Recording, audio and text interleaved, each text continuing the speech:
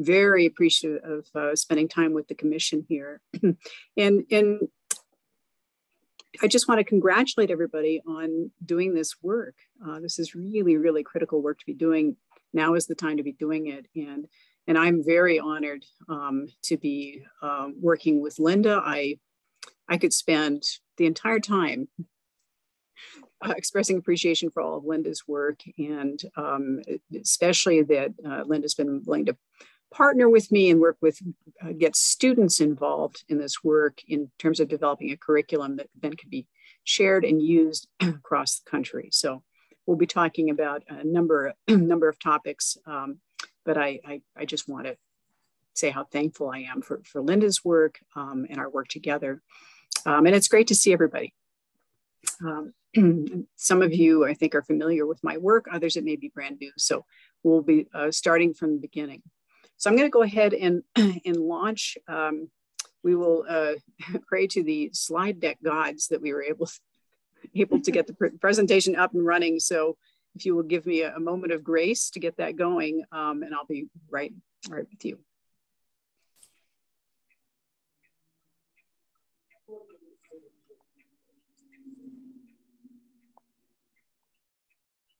And I will ask my friends to let me know if you can. We're looking good. How about that? All right. Okay.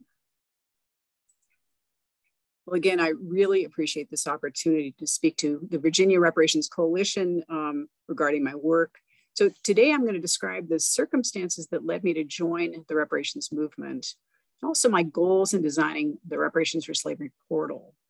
We're also going to look at 5 reparations curricula that I've designed and how these can be used to both educate existing reparationists as well as bring more white people into the movement. So that's really the core focus of my work. And as Linda has likely said, and as likely all of you understand, there are different tracks in the movement for reparations. So what I'm going to be talking about tonight really is the white track, what white people need to do to educate ourselves and to get grounded in this movement, to be effective reparationists. So, all right. So before we begin, as I always do, I like to get a simple definition of reparations on the table. Reparations is the idea that redress is due to African Americans for over 400 years of systemic racism. Now, as you are all aware, this includes 250 years of enslavement, 75 years of legal barriers to Black economic progress, including Black Codes and Jim Crow laws, and another 50 years of struggle for basic civil and human rights. Now, it's convenient for white people to think, oh, that was so long ago, we had the civil rights movement, why can't African Americans just get over it? I know each of us has heard this refrain before. Well, the reason is simple. Slavery didn't end, it merely evolved into a complex system that almost guarantees that white people will have better opportunities for success than Black people. As a descendant of people who created and benefited from this institution of slavery, I developed this map so that I could begin to study how racism affects my daily life in each of the areas listed to the left, and then find ways that I could begin to unwind harm in my own sphere of influence. Now, we don't have time to review all of these areas today, but I call these the vectors of economic racism. You'll find more information about these topics on the reparationsforslavery.com portal. Now, of course, you've seen some of the systemic effects of racism just listed in bold on the last page that were born of our history of enslavement. And of course, these phenomena are not unique to the US, nor is the movement for reparations itself. In fact, this movement is active around the world. Ex-colonial powers across Europe, including Britain, France, the Netherlands, Spain, and Portugal, as well as Brazil and the US, are being called out for their roles in founding and perpetuating the transatlantic slave trade, which transported as many as 13 million Africans over 400 years to the Americas and the Caribbean. 4 million were brought over to our shores from the early 1600s to the early 1800s in a slave trading triangle that included Africa, America, Europe, and the West Indies. There was a very high mortality rate more than 15% of enslaved Africans did not survive the voyage. Now, this does not count those that died while being forcibly marched to their embarkation points or died while in captivity here. We'll pause for a moment while you read this excerpt from a ship's captain to the investor. Of course, this captain likely made an insurance claim on his loss. After all, the insurance industry was likely born of the slave trade. In 2016, a United Nations panel ruled that reparations is due to descendants of enslaved people around the world. The UN defines 5 areas of repair: restitution, which includes restoration of liberty and human rights and the return of property; compensation for damages, including physical harm, as well as lost opportunities and earnings; rehabilitation from the health and psychological effects of enslavement and institutional racism; satisfaction or the cessation of human rights violations and abuses; establishment of truth-seeking commissions; public apologies; and the establishment of sites to commemorate the history of enslavement. Finally, guarantees of non-repetition, the reforms needed to ensure the prevention of future abuses. In the US, there are 2 major paths to repair. Most African-American reparations groups are pushing for a national program of reparations. In fact, the official definition of reparations is nothing short of full remuneration to descendants of enslaved Africans. This includes goals for the passage of a reparations bill. Of course, you're all aware of HR 40, which is created to look at economic redress. This bill has been introduced to the legislature for the last 32 years, but has remained sidelined. However, Representative Sheila Jackson Lee, thank you. Sheila Jackson Lee reintroduced it this year. And of course, groups like NCOBRA and others have been working to really push this, get this legislation onto the floor. Currently, we have, I believe, between yes votes and co-sponsorships, 216 votes. We need 218 to make it to the floor. So stay tuned next year. We are working towards success. The other path to repair involves family and community reparations, which we refer to as personal partial reparations. Now, these are not substitutes for a federal program of repair, but they do represent steps that our entire community, including white people, can take to begin to unwind harm. Now, these are the first steps we can begin to take, really, to begin the healing process who really needs. As my work is focused on bringing white people to the table, I've identified 4 principles which can guide us on our path of repair.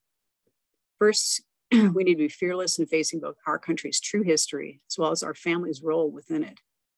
Next, in view of this history, we need to be willing to examine and reimagine our origin stories for the narratives we tell about our families and communities, especially in regard to race and the generation of wealth. Next, we need to commit to engage with others across the racial divide in acts that will unwind harm and bring about repair. And finally, yes, we need to use our resources, our agency, our time, and our money to invest in repair. Now, is this easy work? It's not easy for anyone. And yet, we are marching forward with this work. And these are what the beginning steps of repair look like. So today we're going to be focusing on the learning mechanisms necessary to bring white families into the reparations movement.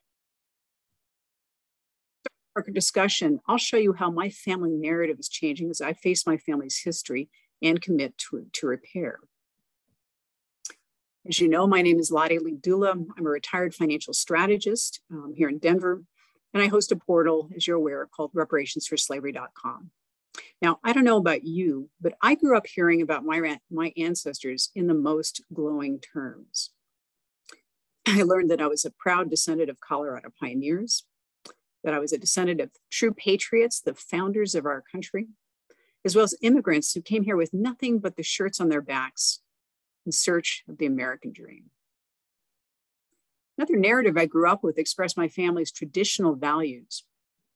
I grew up believing that America was a meritocracy and the playing field was level, both principles of fiscal conservatism. Now, I'm sure some of you received this same message growing up, right? Pull yourself up by your bootstraps. My journey began in 2015 when my mother, Peggy, died. I began the process of going through 30 boxes of family ephemera, with each box labeled precious, family treasure, don't throw away. Now, I had nightmares of being buried alive in these boxes, but I was excited to learn more about my ancestors, who my mother had described so glowingly. One of the first boxes I opened contained my grandmother, Jeanette Welch's keepsakes. I found all sorts of cool trinkets. For instance, I was delighted to find photos of my grandmother dressed in costume as Robin Hood. And what fun to page through her 1907 Smith College yearbook and to see her suited up in a Victorian basketball uniform. But she'd belonged to all sorts of quaint social clubs. And it was thrilling to realize that these early experiences formed my grandmother's lifelong passion for the arts, passions many in my family share.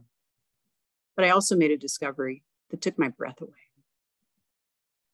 My grandmother had been a member of the KKK Social Club, as well as the Orangemen, two groups steeped in hate and racism. Now, it might have been tempting to dismiss these pages as some lightweight sorority fluff, but as I considered my family's background, my initial joy turned to a deep sense of unease. With some trepidation, I started going through my grandfather, William Paxton Carey's things.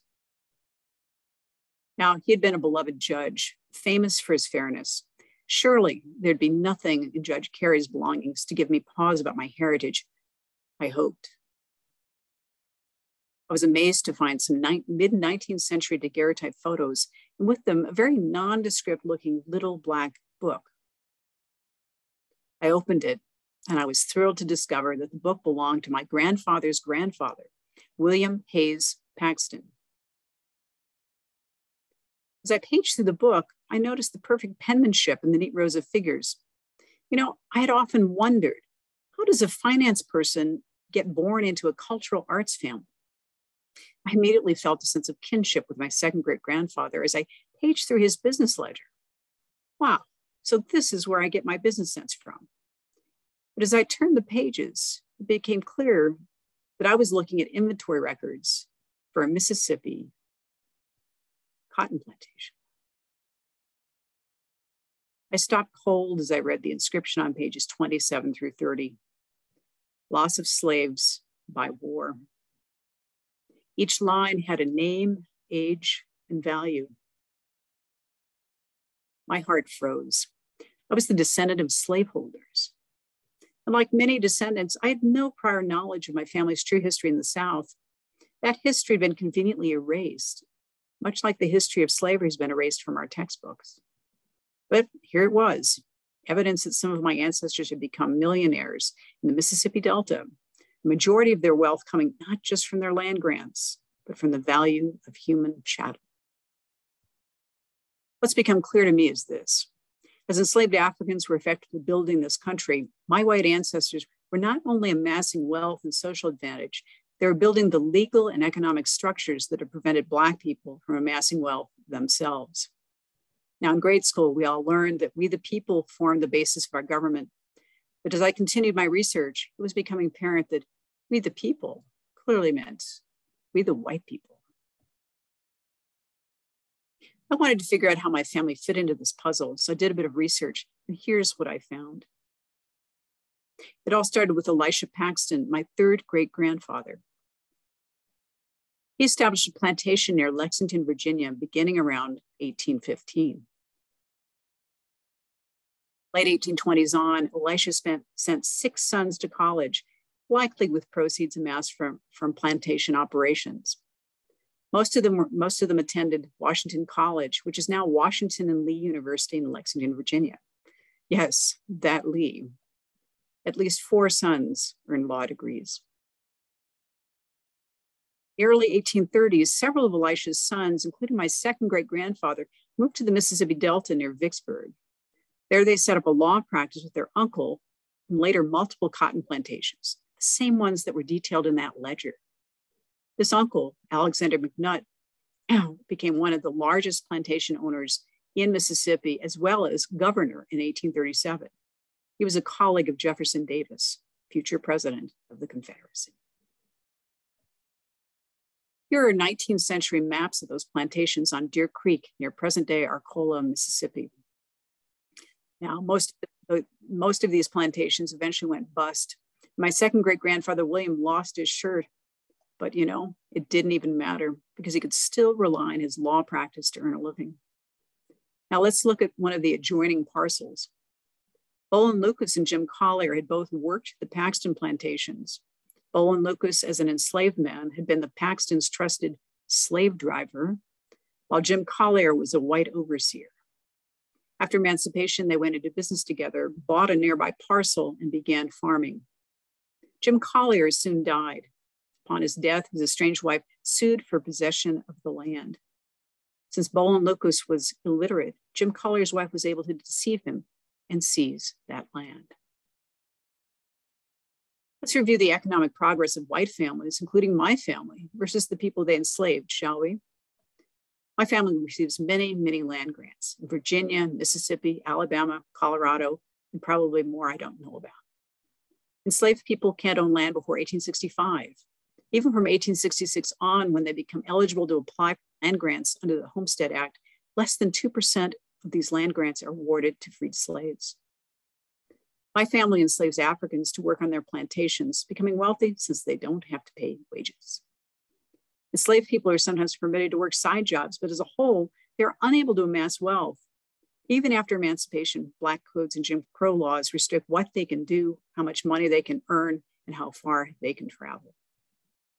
My family uses its wealth to pay for future generations' private education. Emancipated Africans are mostly illiterate since it's been illegal since 1829 for enslaved people to learn to read or write. After emancipation, they are barred from attending white schools, so with few resources, they must build their own. Now, despite extreme hardship, as we know, African-American families show great resilience. Some manage to amass savings, which they deposit into the Freedmen's Savings Bank when it's established in 1865. Unfortunately, in 1873, Congress, under controversial circumstances, mismanages the funds and it goes bust, losing 70,000 families' combined lifetime savings. That's $3 million, or the equivalent of $47 million today. Now, this setback has been considered the economic equivalent of extending slavery for another 10 years. My family has another advantage when it comes to the transfer of wealth. Our legal training gives us the ability to draft wills so that our heirs won't have to go through probate. Here is my second great-grandfather's will, including his real estate, dwelling houses, lots, and the cotton lands you saw in the ledger. Americans, on the other hand, have little access to legal services, nor do they trust white lawyers. Many are still illiterate and die without wills, and their property becomes heirs' property, a situation in which all living relatives inherit the property together, but individuals retain the rights to sell it without informing the other heirs. Since 1910, as much as 90% of Black-owned land has been lost due to legal treachery, as white developers and even local, state, and federal agencies dupe individual heirs and find legal loopholes to grab valuable heirs' property. As we head into the 20th century, how does our level playing field look to you now? Maybe not so level. Next, let's look at the effects of programs that catapulted many white families, including my parents, into the middle class. 1933's Agricultural Adjustment Act aimed to help white farmers by cutting farm production, thus forcing up food prices. However, less production meant less work for thousands of poor Black sharecroppers who lost their rented lands and livelihood. The Social Security net was created in 1935 in response to the Great Depression. By design, many Black workers were not covered, though, including farm and domestic workers. Almost 40% of Black people in the South are excluded. The establishment of the FHA in 1935 and Fannie Mae in 1938 gave white families the ability to finance and insure new homes, but Black families were effectively blocked from these programs due to race-related property covenants.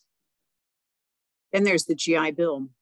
After World War II, many white families used the proceeds from the GI Bill to get an education, start a business, or purchase a home. Now, we know Black veterans are blocked outright from receiving most home or business loans, but the same thing happens with education benefits. Only 20% of Black veterans that apply are accepted into these programs. Again, despite all of these economic roadblocks, some families are able to establish financially independent enclaves and neighborhoods. For instance, as we're certainly all aware by now, Black Wall Street in Tulsa, Oklahoma. Black Wall Street was the largest and wealthiest Black community in the US with its own banks, school system, public transportation, you name it. Much of this wealth was created based on lands granted by the 5 civilized tribes to Africans they'd enslaved. The land was granted at emancipation. Now, when oil was discovered on these lands, many African Americans became wealthy. Yes, the freedmen prospered when given access to the same opportunities my white ancestors enjoyed. However, wherever there is Black excellence and prosperity, white supremacists destroy it. In 1921, a white woman accused a Black teenager of touching her inappropriately, and this resulted in the firebombing of the Greenwood neighborhood by the federal government. This is the 100th anniversary for the Tulsa massacre was last summer. Many gathered here to call for reparations. Now, this example is extreme, but it's not unique. Wherever Black prosperity has blossomed, there's been hell to pay, much of it disguised in the name of progress for generations. You can see some of the effects which have been mirrored across the country, as we're all aware. The result, by the 1950s, many white families have joined the middle class, while most Black families are held back. Today, a Black family's median net worth is just 1/10 that of a white family, and we can easily see why. Let's look at those factors again. How many of us know this history of economic racism?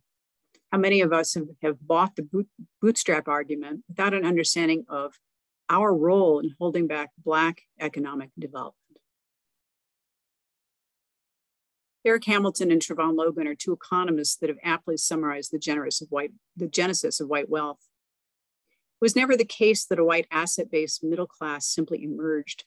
Rather, it was government policy and to some extent literal government giveaways that provided whites the finance, education, land, and infrastructure to accumulate and pass down wealth. Or as Martin Luther King Jr. puts it is a cruel jest to say to a bootless man, he should lift himself up by his own bootstraps. It is even worse to tell a man to lift himself up by his own bootstraps when somebody is standing on the boot. All right, we've taken apart the bootstrap argument. It's been used against Black people for their lack of economic progress. We've also rightly pinned the blame on owning class people like my enslaver ancestors. What about immigrants? How do my immigrant ancestors fit into this puzzle? Let's take another look at my family tree, this time on my father's side. My father's great-grandfather, Joseph Lieb, emigrated from Germany in the 1850s with his wife, Anna Maria Zeller-Gross.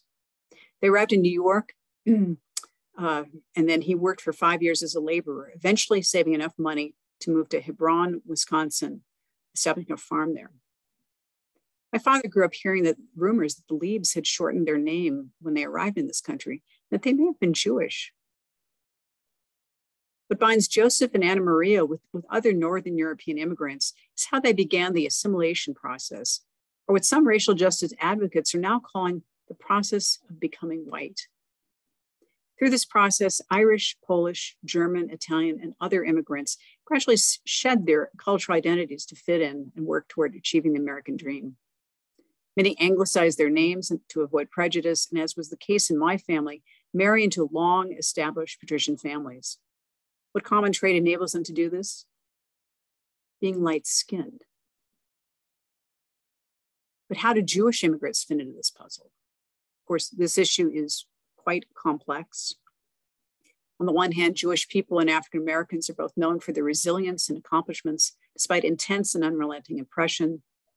On the other hand, Jewish people who flee persecution in Europe and gradually ascend to the middle class in America also share some of the benefits many ascribe to whiteness, though not all identify themselves as white.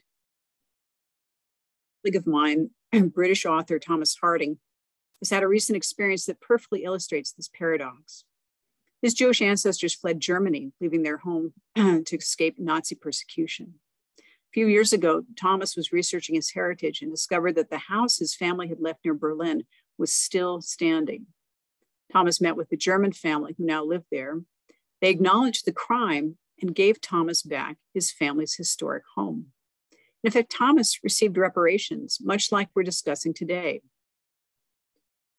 Now, this is possible because of the German admission of guilt in the Holocaust, an admission that the US has not made with respect to the crime of 250 years of slavery. More recently, Thomas was researching another line of his heritage. In the early 1800s, his family had started one of the largest catering companies in the world. It also happened to sell tea and tobacco. He discovered that much of his family's wealth had come from importing tobacco and other crops grown on Virginia plantations by enslaved Africans.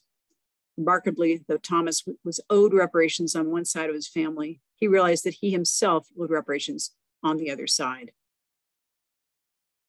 Ultimately, the Jewish connection to slavery is minuscule, though. The Christian faith plays a much larger role in this country's history of enslavement.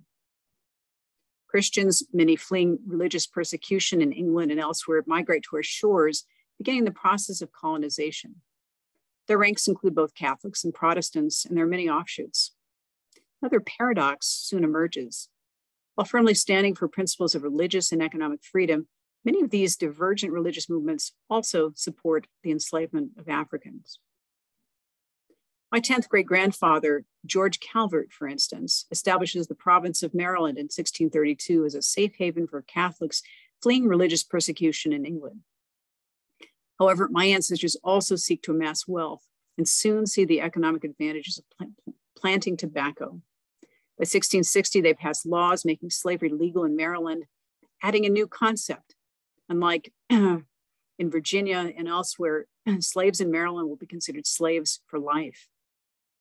Tobacco plantations and the business of the slave trade soon become the economic engine of the region.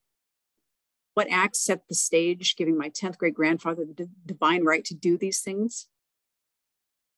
In 1452, the Catholic Church gives Portugal and Spain full and free permission to invade, search out, capture, and subjugate unbelievers, wherever they may be, and reduce their persons into perpetual slavery.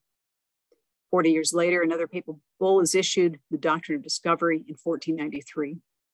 These two acts set the stage for the church to bring terror and subjugation to millions of people around the world for hundreds of years to come.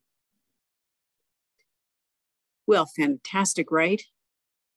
All right, so we've learned that our nation's history may be far more complicated than we may have thought. We've learned that white families, regardless of when we arrived, likely had some involvement, either directly or indirectly, with the institution of slavery. Even our faith communities have participated in a major way. Now, where do we go with this information? What do we do? A really powerful place to start is uncovering and transforming our origin stories. This is one of the simplest yet most compelling things white families can do as we begin down the path of repair. Much of our national narrative centers around the white myth of being self-made and the supposed superiority of white people to people of other races. Black trauma can be traced to laws enacted to provide economic advantages to white people and to the selected erasure of this history. Taking apart and rebuilding our own family, community, and institutional narratives, we begin to unravel the myth of white supremacy and thus begin to change our national narrative from the ground up. Here's an example of an evolving family narrative that is relevant to events in Washington, D.C. earlier this year. This is my great-grandfather, G.W. Carey. I grew up hearing about him in the highest terms. In early January, I was feeling distressed about the events of January 6th and the general state of the Union, and I thought I'd look to my ancestors for comfort. Note to self, don't do that. It's not a good idea. At least if you're in my family. While researching online, I was thrilled to find an obituary I'd never seen, but I was disturbed by what I discovered. As it turned out, he'd been a member of the White League, a group I'd never even heard of. And the obituary made an oblique reference to a fight that occurred on the 14th of September. On September 14th, 1874, my great-grandfather participated in a coup to overthrow the Reconstruction era government in New Orleans. 1,500 members of the White League, a militia of Confederate veterans opposed to the civil rights goals of Reconstruction, attacked New Orleans and overthrew the Louisiana government. Ousted were pro-Reconstruction politician William Pitt Kellogg and Cesar Carpenter Antoine, an African-American man. They had been elected largely on the strength of their support among African-American voters. Insurgents held the State House, Armory, and downtown for 3 days, finally retreating just before the arrival of federal troops who restored the elected government. No insurgents were charged in the action, though hundreds of people supporting the Reconstruction era government were killed. Sound vaguely familiar? I'm sorry to say that the story my family has told about my great-grandfather for over 100 years is pure fiction. From my vantage point today, my grandfather was no hero. He helped to uphold the legacy of slavery his entire life. In order for me to truly commit to the repair this country so deeply needs, in order for me to deeply understand and connect with my Black peers' origin stories, I need to both face our country's true history, but I also have to learn to tell the truth about my own. I need to acknowledge that my ancestors are holding a smoking gun while I've inherited the keys to the kingdom. Therefore, it's up to me to engage in repair. I'll say it again because it's worth repeating. Until white people confront the truth and begin to change our origin stories to match the narratives Black families have been telling for 400 years, until we begin the truth-telling process, this nation cannot heal from its wounds. Further, all white families, regardless of economic class or immigrant background, need to look at our narratives. And once we've engaged in this truth-telling process, we must find a way to engage spiritually and atone for these harms. Ultimately, despite our differences, what knits all of us together is our pursuit of the American dream. However, buying into the American dream is no different than buying into a business. Balance sheet contains both assets and liabilities. As someone who may have inherited my financial skills from a slaveholding ancestor, I can tell you the liability for engaging in 400 years of economic racism and systemic racism has now come due.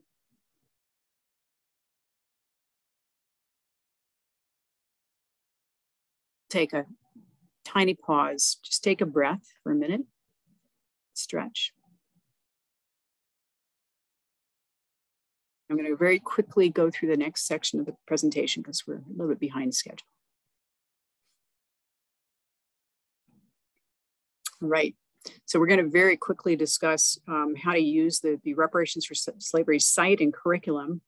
I designed the portal as a means of effecting change through the study of a race history, the understanding that within a race history is our family history, and that to truly understand conditions today, we have to interrogate our past, and we've got to do this together.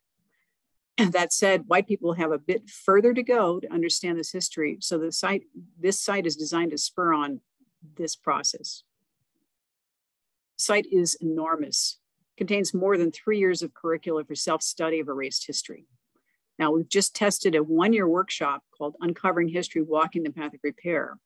Now, as we mentioned, we're also working with the African American Redress Network and Linda and with HBCUs to bring this site up to university level, adding oral histories and scholarly studies to the many areas of study on the site. A plantation has recently partnered with us to explore a program of reparative genealogy we have just developed. So people are noticing the work and beginning to use the site. So here are a few areas of the site that may be of interest. I'm just going to blast through these so we can get to some questions.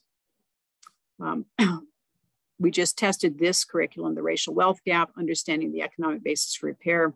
This is a 24-session course designed to create a core of white reparationists.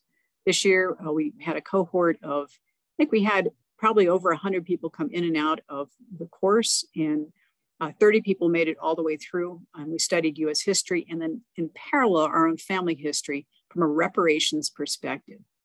The vast majority of these white people would now call themselves reparationists and are looking to plug into the movement in their local communities. And in tandem with era by era studies, regional studies are essential. We've put together a state by state guide that has all the elements you see listed there. And it's really important that if you're studying this history, you look to see where your ancestors lived and know those states' history. We also recommend that people engage in reparative genealogy. This means researching your heritage as a means to connecting with the history we're studying. Attendees have to confront the likelihood that family stories are going to be filled with half-truths, and this is the way to find out is by doing this research. And many people will have to confront an ancestor involved with slavery. You see here my partner, Brianna Cuffey, on the site. She does all the racial equity work on the site. And in fact, she and I have discovered we are, after 3 years of working together, we are connected through slavery because of my Calvert connection, and she lives in Annapolis, Maryland. We're finding that there may be another familial connection too, so you never know. Once you have a basic grasp of history of slavery and institutional racism, you need to know how those forces manifest in our communities. The Modern Vectors curriculum tracks the effects of racism in 13 areas, and we're beginning to put together, this is a national curriculum, and we're starting to put together this curriculum in Denver, starting in first, we have a group of students and educators working on that starting in January. I love my little animation there. Hopefully it'll stop. Okay, good. Finally, another topic is under development is the relationship of 1,000 years of trauma within white ethnicities to the dawn of white supremacy. In the white trauma, white supremacy curriculum, we look at European history to better understand the antecedents of the American system of slavery. We also look at personal characteristics that define the planter class and try to unwind what those things are. And if we can pinpoint those harms, we can also look for ways that white people can heal. Finally, due out next month, we've paired our modern vectors of oppression with modern vectors of liberation. It's a companion to the oppression curriculum. And this resource attempts to define what liberation looks like in each area. Again, we'll be doing a Denver version of that curriculum also. With the idea that actually some of these ideas that come out in the liberation curriculum can be funded. So that's part of what we like to do. Let's see, I'm just gonna go for another 2 minutes really quickly. How do we define success? For one thing, it's very important that this work be done together. So in our coursework, we do Black and white co-facilitation. We ensure that everyone working through this curriculum is also doing their family history evaluations just to see how our families fit into this puzzle. We also do in-class research projects. For instance, when we look at the Homestead Act, we require white families to research whether or not their families got land grants. Most people are shocked to find out, well, the answer is yes, we did. Well, how does that affect your intergenerational wealth? So we talk real talk, and we expect people to do deep personal work. We also, I think, really one of the most important things is we have community agreements for how we treat each other in our courses, and the entire setting is contemplative. And so we're able to reach a deep level of honesty, and people are much less fragile in this kind of setting. All right, I guess I will end there. And I just want to end by saying, you know, our goal in doing this work is nothing less than transformation of our society and the creation of the equitable future so many of us long for. This is the path of co-liberation. Making reparations, we begin the process of healing ourselves and of making our communities whole. Thank you.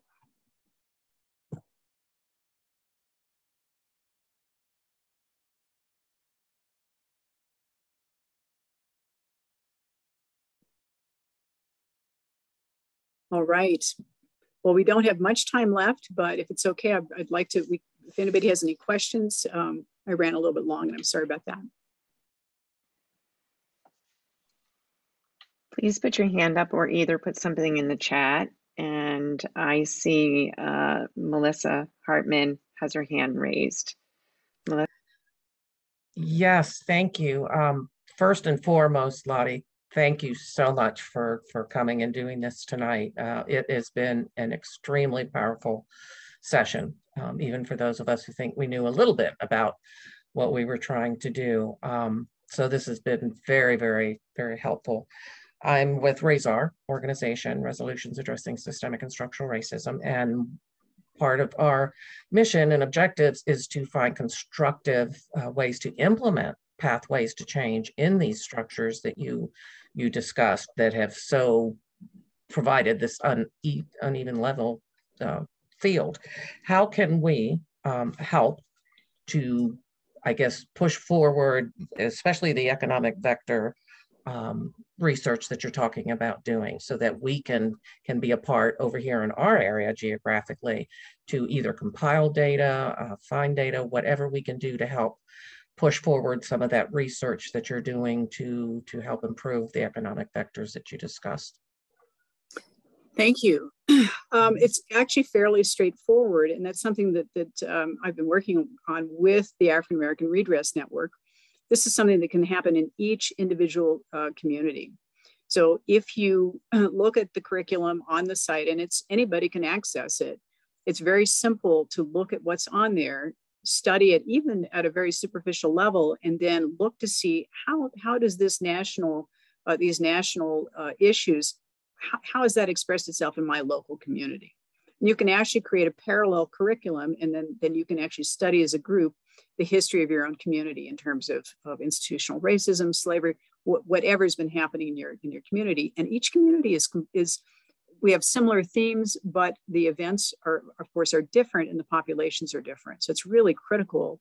And this can be part of the truth-telling process.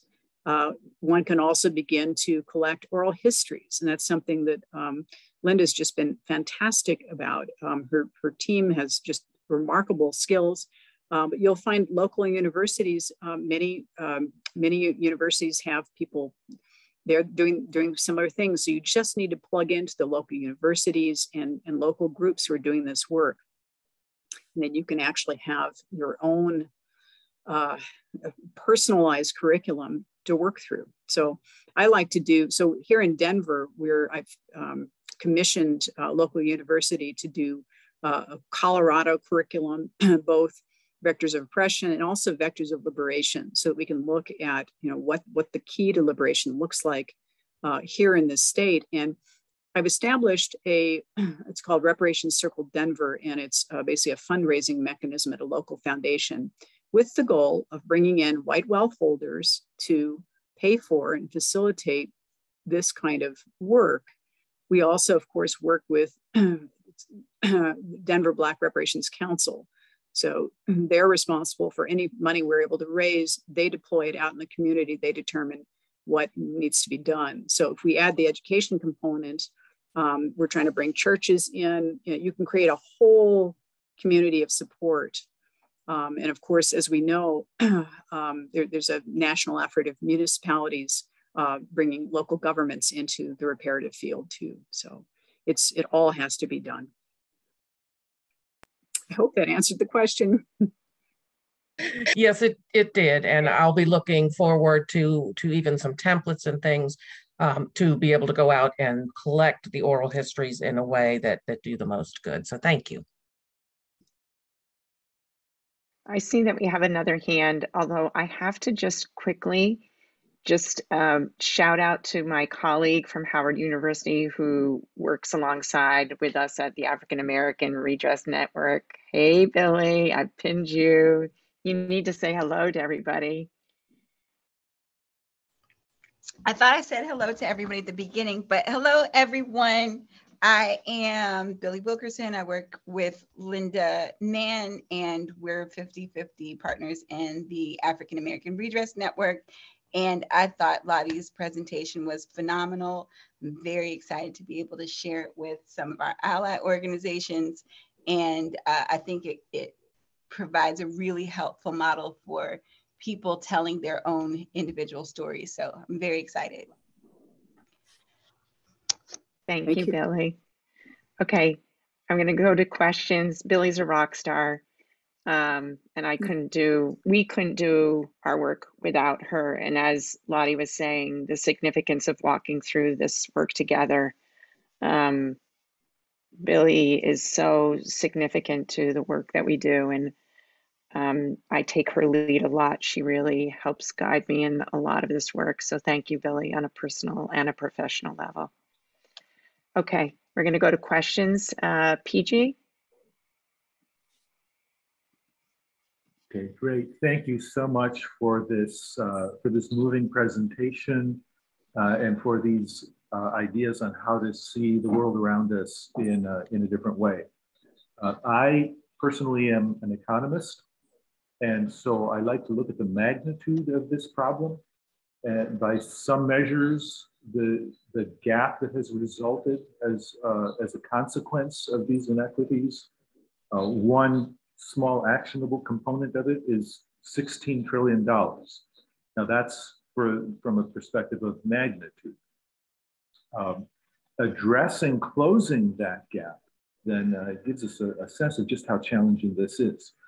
And for that, we taking a balanced budget approach to it is going to be very difficult. And if we do it at the local and the state level, that is implicitly the deal that we've accepted. We're like back in Ronald Reagan times and saying, well, we'd like to do more, but we can't because we've run out of funds. Same thing with donations. Donations are a zero-sum game. So what that does is it puts us to the level of the federal government, which just as the federal government was able to conduct the Civil War by issuing the units of account that were needed to organize miners in Pennsylvania and farmers in Iowa to go out and help get the job done. The economic problem that we face and the economic problem that's described in Sandy Darity's book, Professor Darity is somebody from whom my circle of economists has learned a lot, and we work with him. The place where that takes us is that we need to restructure, reorganize our society from the federal level to close these inequities. The question that then is open to us, how would you like your society to look? And that question is to be answered by the people who were affected. And that's where your work comes in for us to step back and to be a part of those implementations. But we also need to become the political will. We also need to be in coalition to form the political will to do this at the currency issuing level. So I would put that there and see if you have thought about this, if you have heard about this. We're kind of prefiguring it with the American Rescue Plan Act, where our communities of mine got $23 million out of a $200 million budget. We didn't have your work to be on the ground ready to go to start using that for repair. We're looking at getting a lot more than that if we get reparations. Have you looked at this economics? Well, I'm not an economist at all, and so I'm really not qualified to answer that. However, I mean, I have some colleagues, and one of them just says, look, if you created a 1% tax on mergers and acquisitions, you would have $14 trillion within a matter of 2 years or even 1 year. So there are creative minds who can solve this, like this, if we have the will to do it. So greater minds than mine need to solve that part of it.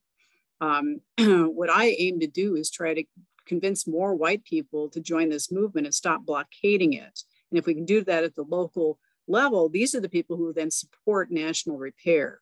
So I'm doing things sort of backwards rather than starting at the top down. And those areas are already handled, but I want to create a mechanism of support for all of our Black brothers and sisters who have been fighting for repairs for so many years.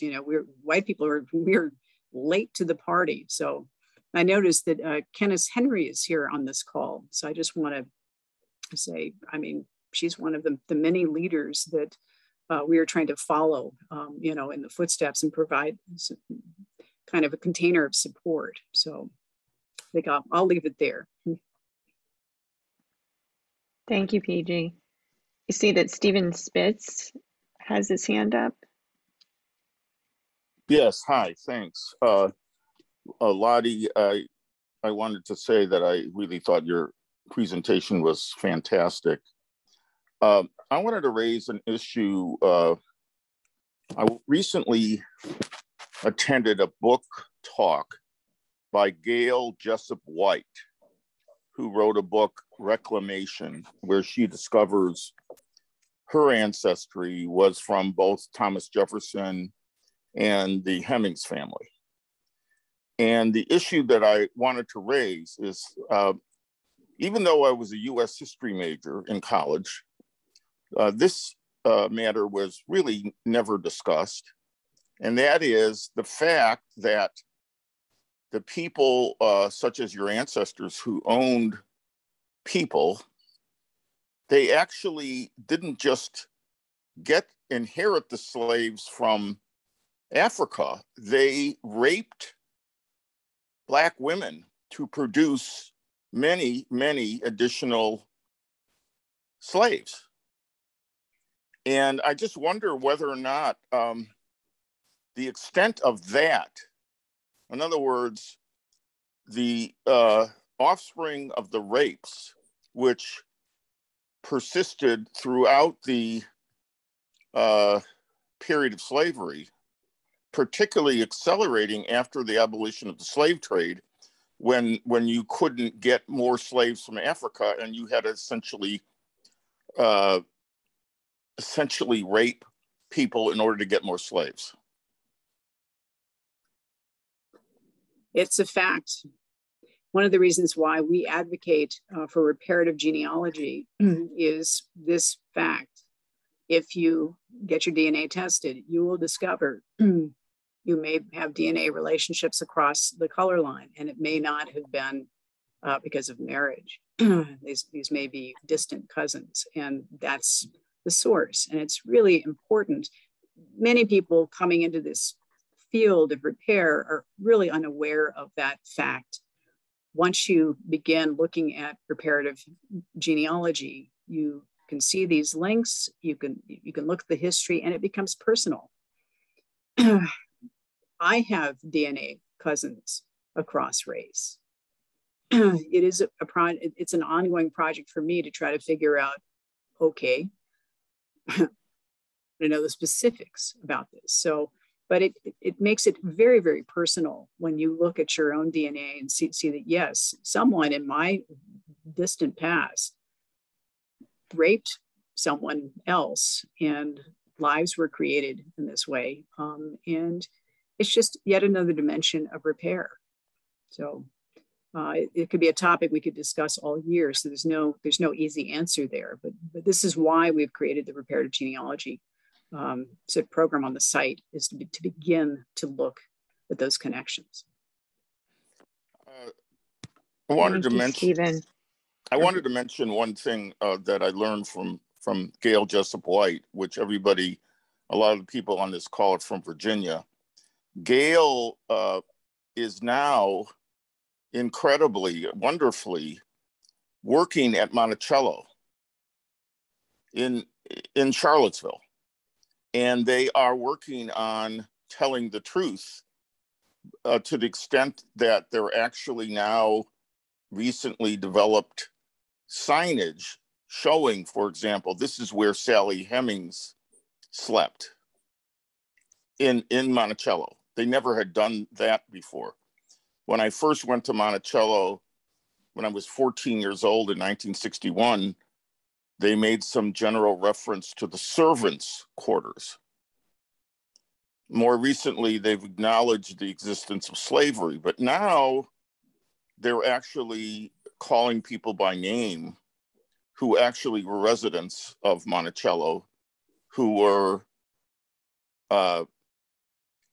not white, mixed race, or Black. And that's something that, I don't know, if we're talking about truth, it'd be nice to spread that truth around Virginia, despite the fact that we have a new situation where We have a new governor who ran in part on the anger against the fictional critical race theory courses in Virginia public schools. So we have that kind of complicating factor in trying to tell the truth in Virginia. Thank you, Stephen. I think you will enjoy that the Virginia Coalition is going to be doing more and more of these public education events and sharing more of the truths of the history of Virginia. So I hope you'll join us at other times and to help speak truth to those individuals that you are referring to that have whose history has been erased over time. I see that Mr. Henry has his hand up. Yes, thank you very much. Ms. Dooley, you gave a very great presentation. I see a lot of my colleagues out there. I want to give a shout out to all those that African American Redress, Ms. Mann, and of course our rock star that we've all mentioned earlier this evening. And of course, Sister Candace Henry, who I work with on the NCOBRA Legislative Affairs Committee. One of the things I wanted to mention is that, you know, she recently sent an article over to us from the Brookings Institute, and 45.5% of white people are opposed to an apology. You know, they're willing to do symbolic things. And so let's say, for instance, we're talking about changing the name of the Edmund Pettus Bridge. Quite frankly, I think there should be a lot of names that are changed, including Fort Belvoir, Virginia. But, you know, at the end of the day, that doesn't change anything for African Americans and the legacy of African Americans by changing symbolic names. What we want is full redress and full repair. That is outlined in the NARC 10-point plan. It's outlined in HR 40 and S40. And so one of the things that I want to state here is, you know, we talk about the truth being told. Well, there's two types of truth. You know, America knows the truth, and then the truth that America doesn't want to know. And so America knows two things, America and Americans, because this has to be personal for every American, Black and white, because there's some Blacks that don't know their history either. You know, America knows two things, violence and money. This country was born in violence and in bloodshed. That's how it gained its independence from jolly old England. My point is this, African Americans, we don't have time for an evolutionary process. We can't sit around for another 400 years and think that the powder keg is not going to explode in violence. And that's not because African Americans are going to initiate this violence. But we also understand that we're willing to defend ourselves to the death, and not to our death, but to the death of anybody that opposes us. And so when I say opposes us, I mean, we're talking about justice and repair. We're talking about not necessarily the American dream, because the American dream was never the dream of the enslaved. We want full repair. Full repair also includes the right to self-determination. And so if that means that we want a nation within a nation, we should be allowed to do that. If we want to repatriate to Africa or to another country, so there's four options: repatriation to Africa, a nation within a nation, for going to another nation altogether, and actually, or becoming part of the American dream, those four options. But that's what right to self-determination truly means. And if Americans don't get that, and if white Americans don't get that sometime soon, we're gonna have a problem. Specifically, I'm about ready to write the dirty letter to the president and to the vice president, because they have reneged on their campaign promises. That's the America that we all have to come to terms with and the truth with. And so I talk about money, capitalism, and violence. I'm not advocating violence, but what I'm saying is the country was born out of violence. In scripture, for all my Christian colleagues that are on the phone this evening with us, Miss Bryant, and I think also Jeannie is on the call as well, and several others. We have a racial reconciliation group. You know, there was a man that went to the cross who died in violence so that there could be peace. I'm going to leave it at that, so that when the message goes out about truth, truth has to be told in the true sense that if you don't want to do it for the right reasons, for the moral reasons, because you said, Ms. Dula, we have to have the will to do the things. But sometimes that will is generated from either doing the right thing or out of fear to protect myself. So in other words, people will do the right thing, not because it's the moral right thing to do, but they'll do the right thing because they understand that if they don't do the right thing, that it's going to cost them. You know, Malcolm X said, when that chicken comes home to roost, well, it's going to come home to roost sooner rather than later. Thank you for indulging me. Thank you for speaking truth. We appreciate hearing from you. I do not see any other hands raised. Rashad's had his hand up. Oh, Rashad, I can't And see. Ms. Rashad, it's Bryant in your also. eye. That's why. Hi, Rashad. We'd love to hear from you.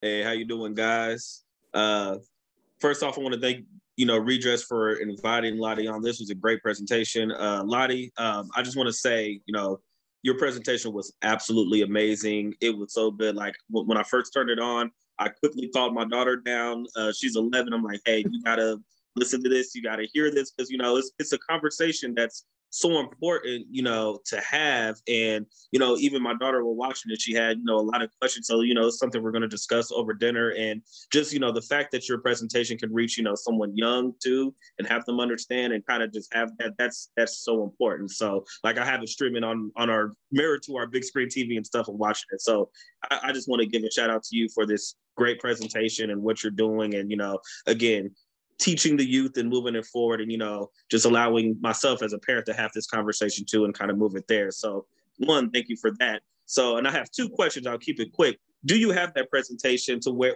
do you give this presentation like regularly or do you have it like recorded anywhere to where, I could share it or anything like that or, tell other people where you may be giving another presentation? I give the presentation regularly, and I also have a recorded version if people want to just watch it individually. So I occasionally re-record it with new information or changes of people. Sometimes I get a complaint about something and I've got to sharpen the presentation, but I'm due to re-record it soon. And so that'll be available soon if you'd like. I love giving the presentation to congregations, to larger groups. So I'm certainly available to do it if desired. So of course. Very good. Yeah. And by the way, I didn't even really introduce myself. Yeah, I'm Rashad and I'm with RAISE, Resolutions Addressing Systemic Racism. I know several people, Melissa, Stephen, Pody, other members of RAISE are in the meeting as well. So good to see you guys too. So again, we work in these things with our organization as well. So, any resource we can utilize from you for our site and just what we do, yeah, we would love to do that. So yeah, we'll probably reach out to you or, reach you through Linda or something just to do that. So that'll be great. So my second question, it's a little more, I guess, complex and we don't have to get, I guess, deep into it if it is complex, but from your experience and what you do, and kind of just your overall experience, I would say, not to sound funny, but just as a white American, having this kind of conversation as a Black person talking to a white person, do you have any suggestions or experiences with that and how, because I feel like as a Black person, I feel like from my experience having this conversation to white people, it's like either they get it or they don't get it. Or I won't even say they get it, either they're with it or they're not with it. Would you have any suggestions for ones we would say who are not with it of how to bring this conversation? Or would you say that as like, this isn't something, I understand that it's not Black people's job to fix. However, I look at myself as an American like anyone else. This is a conversation that needs to be had. I don't care, me being a Black person telling a white person, doesn't matter. The conversation needs to be had. But it is hard to get some people, and it's usually white people, to have this conversation, to understand it, to do it. Any suggestions you have facing, I guess, conflict with that, and how to bring the conversation? I think, I really think this is white work. You know, what I say is, if you have somebody who needs to hear this, send them to me. send them to, I mean, there needs to be a white army across the US having these conversations and doing this work. African Americans have been doing this for 400 years. You guys have other bigger fish to fry now, which is creating this reparative dream that somebody else was talking about earlier. That's, you have enough work just doing that part and setting the goals for a liberatory future, a future of liberation. Our white work is to really begin to unwind these false narratives, get people to look at true history. And I don't even use buzzwords. I don't use critical race theory. I just talk about my family. It's like, here's your history. Look what I learned. Isn't your history going to be just as interesting as mine? And if you throw away some of the buzzwords and get people involved in reparative genealogy and all these activities, I will say that in the cohort we had this year, these were pretty average people. These were not, racial justice warriors. And I had a minister writing to the New York Times by the end of the year, somebody who's basically has lived in a white bubble all her life, just saying reparations are due. I'm absolutely sure of it now. Of course, her next question is, well, now that I know, what do I do? So that's a separate, getting your army of ducks pointed in the right direction is an entirely different issue. But I do, just to say again, I do believe this is something that white people need. We're the ones that have to do this work. In terms of African Americans having these talks, likely you've had the same experience over and over again, that people mostly don't get it. And what I find, especially when I'm talking to congregations, is there is a wall of noblesse oblige. People hear an African American speaking and they say, "Oh, I feel sorry for you. I'll help you." And until we studied, and that was me. That was me I just turned 60. So that was me for 55 years, not knowing anything about American history, about my family history, any of this stuff, living in a white bubble. Literally, I was not a racial justice warrior. I've been in this movement for 4 years after making the discovery that you saw me unfold in my presentation. So I became a reparationist basically overnight because of logic. It takes logic to persuade me. But I see a lot of people, especially in spiritual communities, with this kind of spiritual white exceptionalism, right? I'll help you. Oh, what a terrible, and you have to cut through that. And the only way to cut through that is by a study of history and family complicity. So we did this class in a year. My goal is I'm going to create modules, and I want to do it now in 3 months, create cohorts every 3 months. And I want to be able to do that across the country. And I want to be able to get hundreds and hundreds of people, thousands, so that we can create these support mechanisms in each city that decides to enact municipal reparations, to basically protect this process from white attack. Now, people may disagree with me on that tactic, I don't know, but that's my mission, is to get white reparationists out on the street working to convince other white people. I mean, and we've got a long way to go. Somebody cited the recent Brookings Institution. I believe that was the study that just came out. Yeah, those numbers don't look good. So there's a long way to go. But yes, you need somebody to decide, send it to me, send it to my site, and that I'll send out the recording to this presentation, but I've been able to convince some remarkably conservative people this way, who just don't know their history. Thank you so much, Rashad, for that question. That's a great last question. And I see we have one more. Can you take one more, Lottie? Okay, sure. She says yes. Susan Lubert.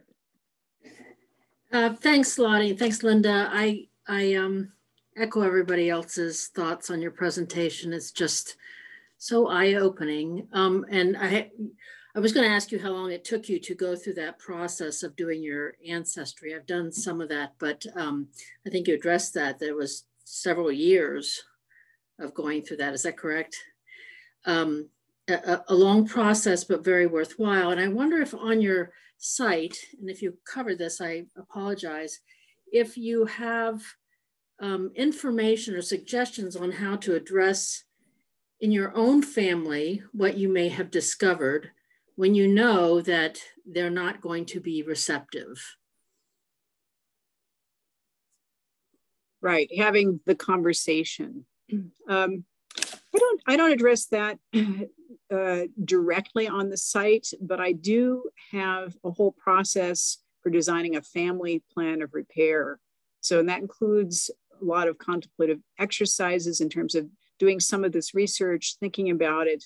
But you're right, having that conversation can be a challenge. And I think since I've gone through it myself, what allowed me to have the conversation with my family and have a successful conversation was speaking about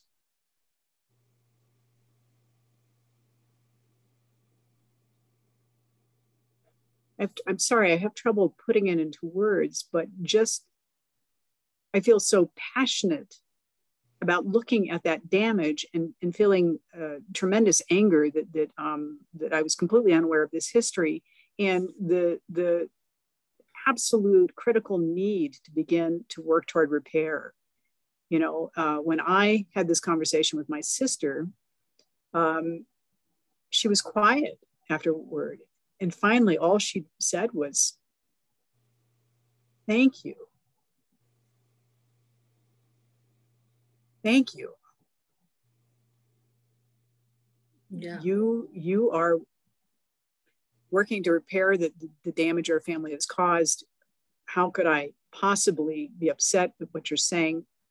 And yeah, it did mean that her kids are not going to really inherit from me much, honestly. I mean, that was part of the conversation. So, you know, my funds go toward repair, reversing damage to the extent that it can happen, which, you know, there's no complete ability to do that, but it's a gesture, and it's I'll end there. Yeah. Yeah. So, yes, it can get very emotional, and I've been through part of that in my own immediate family, siblings. My parents are deceased, but would be very much accepting of this information and grateful for this information. My father's side of the family, my father's uncle was a segregationist. I don't know that he was a slave owner, or there were slave owners before that. He was president of the University of Maryland.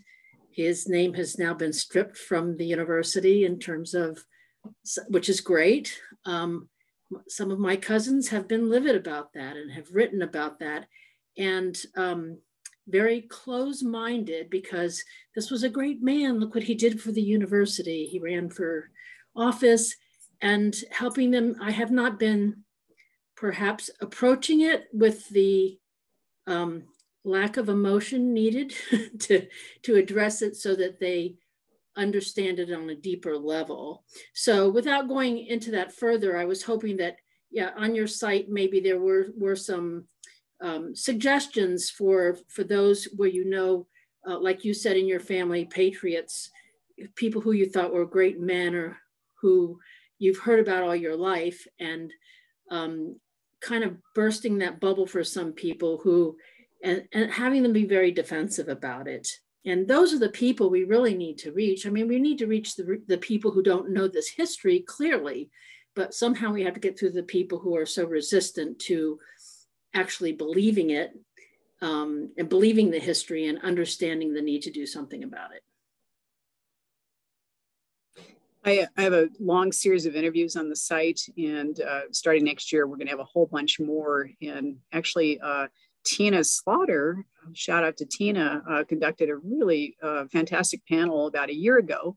There were 4 of us on the panel talking about these kind of, hey, talking about these very topics. You know, how do you do this? Basically, troubleshooting your effort toward repair. So those are conversations we need to have on a regular basis, because if one person finds, hey, this worked, it even worked with my Uncle Ralph, then these techniques have to be shared. So that's part of what we hope to be doing in our site. Tina, any comments about that?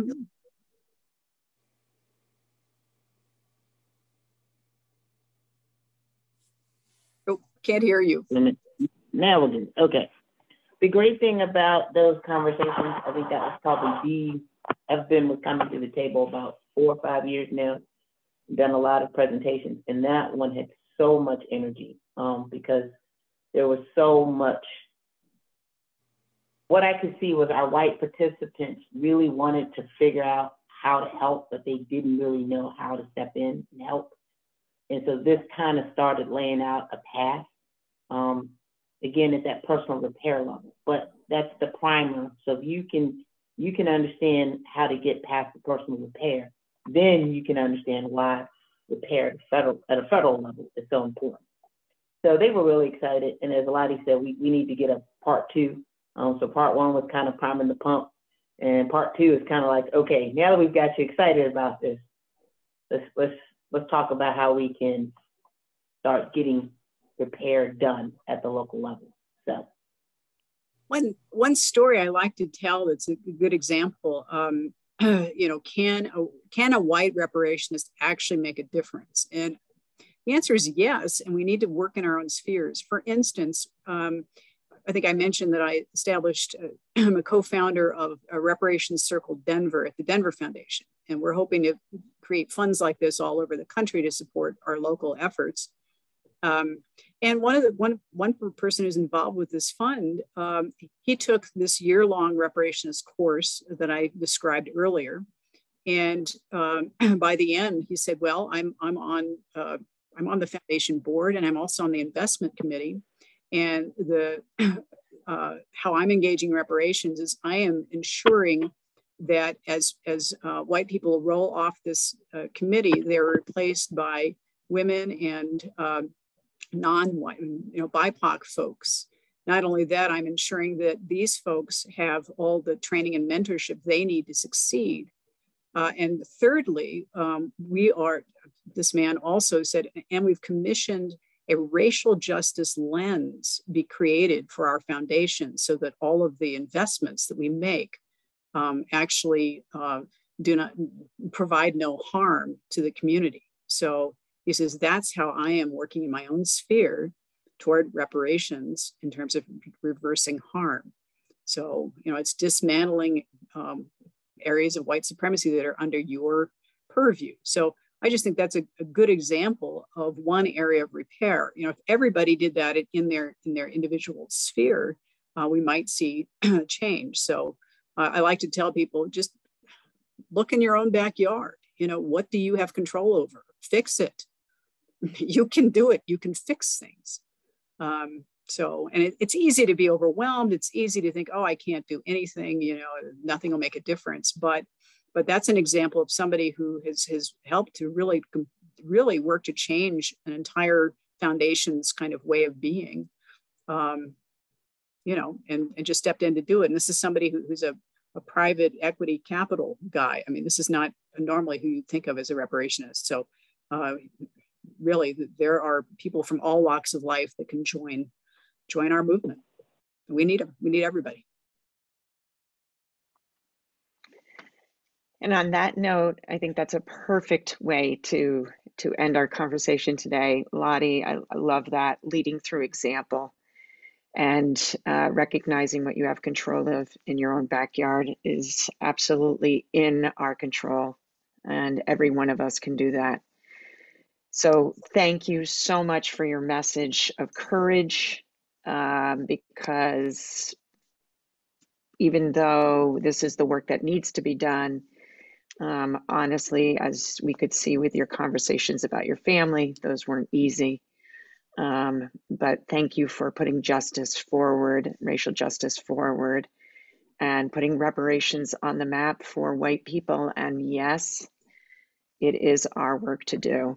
Thank you so much, everyone. I hope you'll continue to stay in touch with the Virginia Coalition as they begin to do more and more work and get more and more public education opportunities to you in regards to the conversations on reparations and how you can each go forward in your own spheres.